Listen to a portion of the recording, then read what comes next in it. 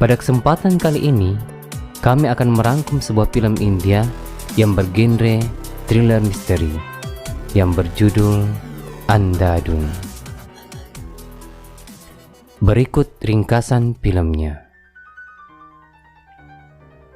Akash adalah seorang pianis buta yang tinggal di Prabat, Pune. Ia punya impian suatu saat nanti bisa pergi ke London dan mengadakan konser di sana. Suatu hari, seorang gadis cantik yang bernama Sophie tak sengaja menabrak Akash dengan motor skuternya. Sophie kemudian mengajak Akash minum kopi sebagai permintaan maaf. Sophie pun menanyakan tentang kesibukan Akash. Akash berkata bahwa dia adalah seorang pianis. Mengetahui hal itu, Sophie langsung membawa Akash ke restoran ayahnya yang bernama Franco. Di restoran itu ada sebuah piano namun tak ada yang memainkannya. Melihat Akash bermain piano dengan begitu ahli, Franco langsung merekrut Akash untuk menghibur pengunjung di restoran tersebut. Setelah itu, Sophie mengantar Akash pulang ke rumah. Saat Sophie pergi, Akash bergegas masuk ke dalam rumah untuk membuka lensa putih yang menutupi penglihatannya. Ternyata, Akash tidaklah buta. Ia hanya sedang bereksperimen menjadi orang buta untuk meningkatkan fokus pendengarannya supaya bisa membuat musik yang bagus. Akash kemudian melihat lewat jendela memperhatikan gadis itu dari kejauhan. Tanpa ia sadari, bocah yang bernama Baddu yang sering mengganggunya melihatnya tanpa menggunakan lensa putih itu. Di sore harinya, Akash bersiap-siap untuk berangkat ke restoran Franco. Karena masih penasaran dengan wajah Sophie, Akash memutuskan untuk tidak lagi mengenakan lensa putih itu. Ia hanya mengenakan kacamata hitam. Tak lama kemudian, Sophie pun datang menjemputnya. Di malam harinya, Akash menghibur para pengunjung restoran Franco dengan permainan pianonya. Para pengunjung menyukai permainan Akash dan banyak dari mereka yang memberikan tip kepada Akash. Kebetulan pada malam itu, Paramount ada di restoran tersebut. Ia tampak tertarik pada permainan Akash dan meminta Akash untuk mengadakan konser pribadi di rumahnya. Paramount adalah seorang mantan artis tahun 70-an yang kini menjadi pengusaha properti. Ia memiliki seorang istri yang usianya agak terpaut jauh dengannya. Istrinya bernama Simi. Simi bercita-cita untuk menjadi artis dan mendapatkan peran besar dalam film. Di malam hari, Paramount mengatakan kepada Simi bahwa besok dia akan pergi ke Bangalore. Simi tampak keberatan karena esok adalah hari jadi mereka. Sementara itu, di malam yang sama, Sophie mengantar Akash kembali ke rumahnya. Karena di luar masih hujan, Sophie tinggal dan minum-minum bersama Akash. Mereka pun menjadi semakin intim dan akhirnya bermain kuda-kudaan. Esoknya, Akash menuju apartemen Paramount untuk konser pribadi. Saat Akash memencet bel, Simi membuka pintu dan mengatakan bahwa suaminya tak ada. Akash mengatakan bahwa Paramount mengundangnya untuk memberikan kejutan. Dia pun juga telah diberi uang muka. Saat mereka berbincang, tetangga Simi membuka pintu dan melihat mereka. Tiba-tiba Simi yang tadinya terus menolak Akash, kini mempersilahkannya untuk masuk ke dalam apartemen. Simi yang mengira Akash adalah orang buta, berpura-pura menelpon Paramount dan kemudian mengatakan kepada Akash bahwa Paramount akan datang 10 menit lagi. Simi tampak stres. Ia berpura-pura bahagia dan meminta Akash untuk memainkan piano. Saat Akash sedang memainkan piano, tiba-tiba dia melihat kaki yang terbujur di lantai. Akash pun terkejut dan beralasan hendak ke toilet. Saat berjalan menuju toilet, ia terkejut mengetahui kenyataan bahwa kaki yang dia lihat tadi ternyata adalah milik Paramount yang kini sudah menjadi mayat. Akash pun masuk ke dalam toilet dan ternyata di sana sudah ada seorang pria kekar yang sedang memegang senjata api. Akash mencoba tetap tenang, pura-pura tidak melihat untuk meyakinkan orang itu bahwa dia benar-benar buta. Apa yang sebenarnya terjadi sebelum Akash datang adalah Paramount datang dengan membawa buket bunga yang indah. Dia berbohong kepada istrinya bahwa pada hari itu ia pergi ke Bangalore untuk memberikan kejutan. Namun saat hendak memberi kejutan, ia malah yang terkejut karena mendapati istrinya sedang main kuda-kudaan dengan pria lain. Dan celakanya lagi, Paramon pun dibunuh oleh pria tersebut. Akash kembali memainkan piano. Sementara itu, Simi dan selingkuhannya sibuk membersihkan TKP.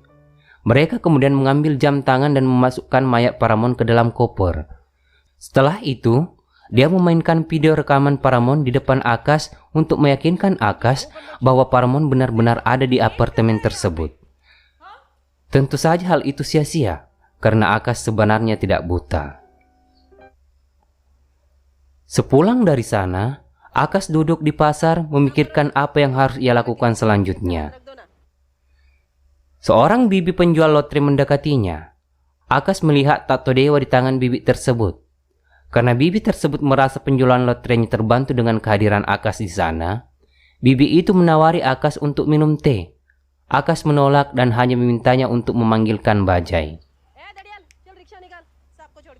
Akash berniat ke kantor polisi untuk melaporkan kejadian tersebut. Sampai di kantor polisi, Akash mengatakan ingin melaporkan kasus pembunuhan.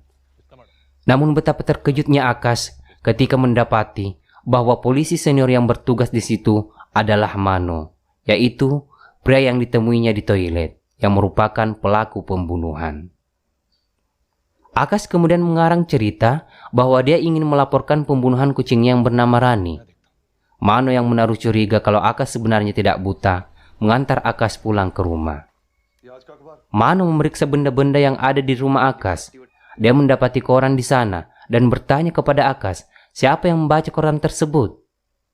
Akash beralasan koran itu ia gunakan untuk membersihkan kotoran kucing. Tak lama kemudian, kucing Akash datang. Hal itu membuat kecurigaan Mano berkurang. Di malam harinya, Simi mendatangi restoran Prangko. Akash pun buru-buru pulang. Televisi memberitakan kematian Paramon Sina. Mayatnya ditemukan di dalam mobil di dekat sungai Indrayani. Simi mengatakan kepada media bahwa suaminya meninggalkan uang tunai sebesar 10 juta rupiah di dalam koper ungu untuk pembelian tanah. Sementara itu, di sebuah toilet, seorang pria menemukan jam tangan milik Paramon. Mano sepertinya sengaja meletakkan jam tangan itu di toilet dan membuat orang yang menemukan jam tangan itu sebagai tersangka pembunuhan Paramon. Esoknya, Akash ke kantor polisi untuk menandatangani pernyataan. Di sana dia bertemu dengan anak gadis Paramon yang bernama Dani. Akash diminta untuk bernyanyi di pemakaman Paramon. Setelah bernyanyi, Dani meminta untuk diajarkan piano, dan Akash setuju. Di acara pemakaman tersebut, Disa tetangga Paramon yang kemarin mempergoki Simi dan Akash memberitahu kepada polisi yang hadir di tempat itu bahwa Simi berbohong. Disa bahkan tahu bahwa sebelum Paramon masuk, orang ketiga sudah masuk duluan, kemudian disusul oleh Akash. Polisi tersebut kemudian memberitahu Mano yang merupakan pimpinannya, karena dia tidak tahu bahwa orang ketiga tersebut adalah Mano sendiri. Esoknya, Simi menyuruh Dani untuk membeli obat sakit kepala, lalu kemudian mendatangi Nona Disa pura-pura untuk meminta obat sakit kepala. Saat Nona Disa lengah, Simi mendorongnya hingga terjatuh dari gedung apartemen itu. Kebetulan saat itu, Akash yang datang hendak mengajari Dani bermain piano menyaksikan kejadian tersebut. Karena kejadian itu, Akash tak jadi mengajari Dani. Ia kemudian pulang ke rumah dan menelpon Sophie untuk menceritakan kejadian tersebut.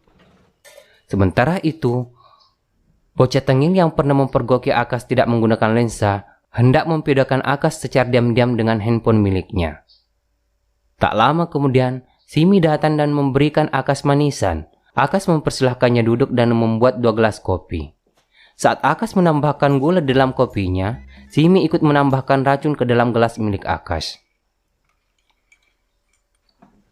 Akash pura-pura hendak mengambil biskuit dan menjatuhkan gelas miliknya. Simi yang memang curiga kepadanya langsung menodongkan pistol dan spontan Akash pun mengangkat tangannya, padahal itu cuma pistol mainan. Akash kemudian menjelaskan bahwa dia tidak ingin terlibat dan tidak akan menceritakan apa yang telah ia lihat. Namun, tiba-tiba dia terjatuh karena ternyata Simi telah menaruh sesuatu ke dalam manisan yang tadi ia bawa. Tak lama kemudian, Sophie datang. Si bocil memperlihatkan video kepadanya, dan dia pun akhirnya tahu bahwa sebenarnya Akas tidaklah buta. Sophie mengetuk pintu, namun yang membuka pintu itu adalah Simi yang hanya mengenakan kain. Sementara itu, dia mendapati Akas terbaring di ranjang tanpa pakaian. Melihat hal itu, Sophie menjadi marah dan cemburu, pergi meninggalkan mereka berdua. Di malam harinya, Akas terbangun. Betapa terkejutnya dirinya ketika dia menyadari bahwa dia tidak bisa lagi melihat. Dia telah buta beneran karena racun yang ada di dalam manisan yang ia makan tadi.